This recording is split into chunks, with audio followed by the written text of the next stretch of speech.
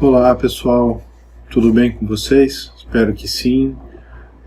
Estamos aqui para mais uma aula da Juvenis por Cristo e hoje a gente vai falar um pouquinho sobre a Epístola de Paulo aos Efésios, tá? Aos residentes em Éfeso. Essa epístola ela é pequenininha, ela possui apenas 6 capítulos, tá?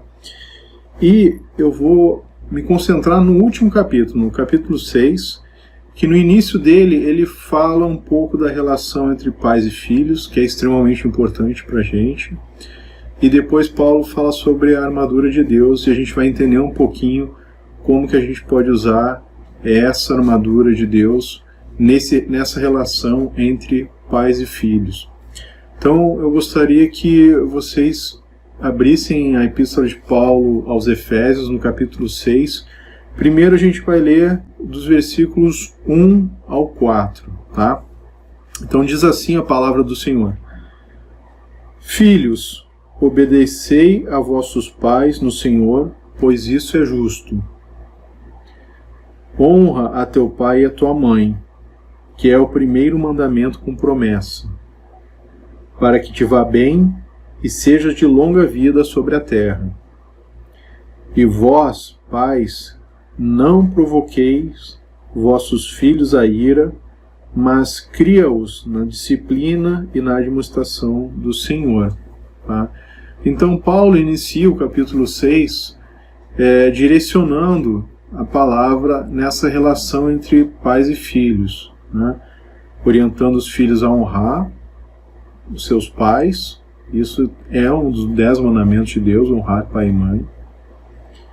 E também dando uma orientação aos pais, para que não provoquem a ira dos filhos, ou seja, sejam pais amorosos, né? Que é isso que Deus quer. A gente consegue ser amoroso e disciplinar ao mesmo tempo nossos filhos. A Bíblia dá vários exemplos de como que a gente deve proceder dessa forma. É necessário sim a disciplina, mas uma disciplina com base no amor, que é isso que Deus fala em toda a sua palavra, e também Jesus nos traz vários exemplos sobre isso, tá? Mas eu gostaria que a gente continuasse a nossa leitura do versículo 10 ao versículo 18, para a gente entender o que é essa armadura de Deus que Paulo fala e como que a gente pode usar esses conceitos na relação entre pais e filhos, tá? Então vamos lá. O versículo 10 diz o seguinte, do 10 ao 18. Quanto ao mais, sede fortalecidos no Senhor e na força do seu poder. Revesti-vos de toda a armadura de Deus, para poderdes ficar firmes contra as ciladas do diabo. Porque a nossa luta não é contra o sangue e a carne, e sim contra os principados e potestades, contra os dominadores deste mundo tenebroso, contra as forças espirituais do mal nas regiões celestes. Portanto, tomai toda a armadura de Deus, para que possais resistir no dia mau, e, depois de terdes vencido tudo, permanecer inabaláveis. Estai, pois, firmes, cingindo-vos com a verdade e vestindo-vos da couraça da justiça. Calçai os pés com a preparação do Evangelho da paz, embraçando sempre o escudo da fé, com o qual podereis apagar todos os dardos inflamados do maligno. Tomai também o capacete da salvação e a espada do Espírito, que é a palavra de Deus, com toda oração e súplica, orando em todo tempo no Espírito, e para isso vigiando com toda perseverança e súplica por todos os santos. Então, pessoal, Paulo faz uma analogia à armadura de um soldado romano. Vocês podem ver aqui essa ilustração que mostra como é que era a armadura do soldado romano. O escudo, as sandálias, a couraça, o capacete, a espada. Então, ele, com base nessa figura que era muito conhecida nesse tempo, é que ele faz essa analogia, tá? Então, o que ele quer dizer? Qual que é a orientação que ele passa para a gente quando ele fala sobre o cinto da verdade no versículo 14, no início do versículo 14? O cinto da verdade a gente usa quando a gente aprende as verdades bíblicas. Tá? E como que a gente aprende as verdades bíblicas? Estudando a Bíblia, não tem outro caminho a não ser esse. Né? A gente precisa estudar a Bíblia e não somente ler a Bíblia, mas também participando dos estudos bíblicos na igreja, procurando material de apoio. Existem vários livros, existem vários canais na internet que podem nos ajudar nisso daí. O culto doméstico é essencial, e aí a gente já entra nessa questão da relação dos pais com os filhos. É fundamental que seja realizado o culto doméstico, onde as crianças possam participar ativamente desse culto, aquelas que já sabem ler, lendo a Bíblia, aquelas que têm o dom da música, que possam louvar a Deus, e se for pequenininho, pede para eles fazerem a oração deles daquele jeitinho muito engraçado que eles têm, com aquelas palavrinhas erradas, mas que são extremamente abençoadoras. Tá? Então, o culto doméstico é fundamental para a gente poder usar esse cinto da verdade que Paulo se refere nessa relação entre pais e filhos. Tá? E o cinto da verdade também fala da verdade. Precisamos ser sinceros uns com os outros nessa nossa relação. Tá? Depois, no versículo 14, ele vai falar da couraça da justiça. A couraça era uma parte da armadura que os romanos colocavam, que cobria todo o peito deles, mas o principal objetivo era proteger o coração.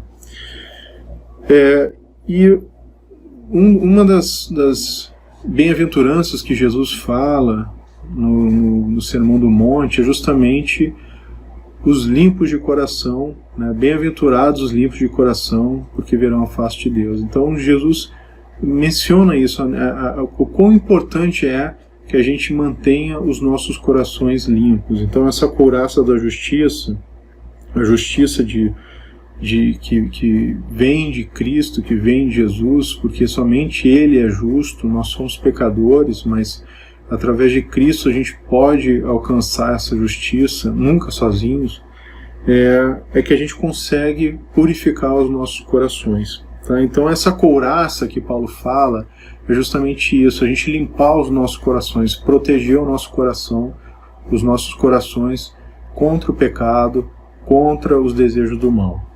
Tá? E na relação dos pais e filhos da mesma forma. Tá? A gente tem que buscar essa pureza de coração nessa relação que nós temos entre pais e filhos. Depois, no versículo 15, ele vai falar sobre calçai os pés, né? Proteger os pés. As sandálias elas serviam principalmente para trazer firmeza ao soldado romano. Tá? E essa firmeza que Paulo fala aqui é justamente a firmeza que a gente só encontra na paz em Deus. Tá?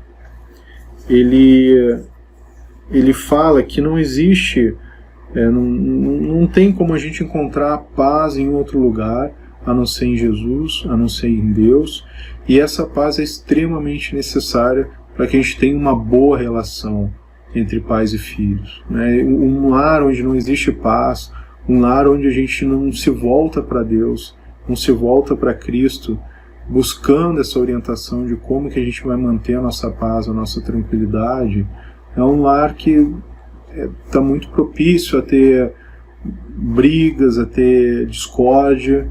Então essa firmeza que Paulo fala é justamente a firmeza que na paz que Deus e Cristo podem nos proporcionar, e somente eles podem nos proporcionar. Depois, no versículo 16, Paulo fala sobre o escudo da fé, né? Ou seja, o maligno quer que a gente duvide da existência de Deus, e infelizmente hoje em dia existe vários frentes, né, no mundo a todo momento, fazendo a gente se questionar se realmente Deus existe, se realmente Jesus ressuscitou, então colocando uma série de dúvidas nos nossos corações. E Paulo fala justamente que a gente precisa se proteger dessas dúvidas através da fé, né? Que é o escudo da fé.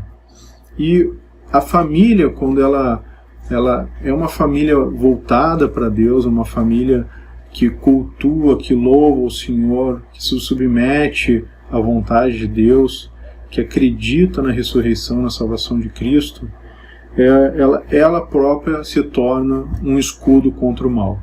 Tá? Então, Paulo faz essa referência ao escudo da fé, no versículo 16. Depois, no versículo 17, ele vai falar sobre o capacete da salvação, que é a gente proteger as nossas mentes, né, das mentiras do mal, como eu acabei de falar. Hoje a gente,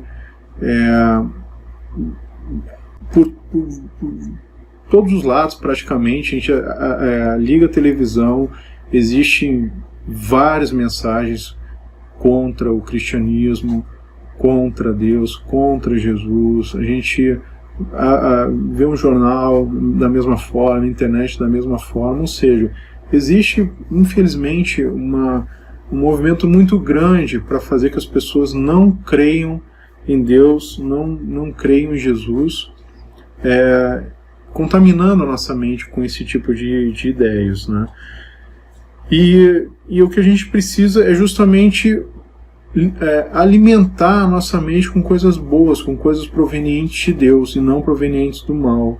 Então que a gente tenha um certo cuidado nos filmes que a gente vai assistir, nos livros que a gente vai ler, onde a gente vai acessar a internet, enfim, que a gente tenha esse cuidado de tentar se alimentar de coisas que são boas, né, de acordo com a palavra de Deus. E também as nossas relações são extremamente importantes para alimentar a nossa mente. Essa relação entre os pais e filhos, ela é uma das principais fontes de como que a gente encara a nossa vida, né, de como a gente vai se relacionar com Deus. Então, se a relação entre pais e filhos for uma relação pautada na palavra, com certeza ela vai fazer com que a gente tenha pensamentos voltados para Deus. Tá? E isso é o que Paulo se refere a esse capacete da salvação. E por fim, pessoal, no versículo 17 também, no 17b, Paulo fala sobre a espada do Espírito. E ele deixa claro que isso não é uma espada de ferro como os romanos usavam para ir para a batalha. Não é nada disso. Ele fala que a todo momento é uma batalha espiritual que a gente enfrenta, tá? E a espada é justamente a palavra de Deus, tá?